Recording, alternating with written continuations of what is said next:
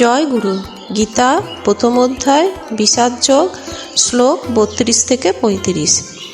Kim ন রাজ্যেন Govinda Kim ভোগে জীবিতেন বা যে সামর্থ্যে কাঙ্ক্ষিতম ন রাজ্যম ভোগা সুখানি চ তে ইমে অবস্থিতা যুদ্ধে প্রাণান তক্তা ধনানি চ আচার্যা পিতর পুত্রা তথা এব চ পিতামহা মাতুলা শ্বশুরা পৌত্রা শ্যালা সম্বন্ধিন তথা এতা ন হন্তুমিচ্ছামি ঘৃণত ওপি মধুসূদন ওপি ত্রৈলোক্য রাজস্ব হেত কিম্নু মহিকৃতে নিহত ধার্ত রাষ্ট্রান ন কাপ্রীতি স্যাত জনার্দন।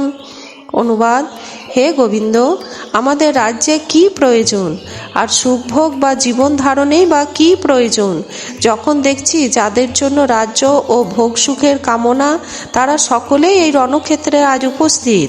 হে মধুসূদন, যখন আচার্য, পিতৃব্য, পুত্র, পিতামহ, মাতুল, শ্বশুর, পৌত্র, শ্যালক ও আত্মীয় স্বজন সকলেই প্রাণ ও ধনাদির আশা পরিত্যাগ করে আমার সামনে যুদ্ধে উপস্থিত হয়েছে, তখন তারা আমাকে বধ করলেও আমি তাদের হত্যা করতে চাইব কেন?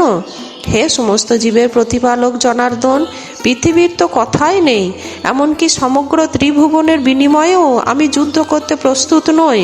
ধৃতরাষ্ট্রের পুত্রদের নিধন করে কি সন্তোষ আমরা লাভ করতে পারবো? জয় গীতা।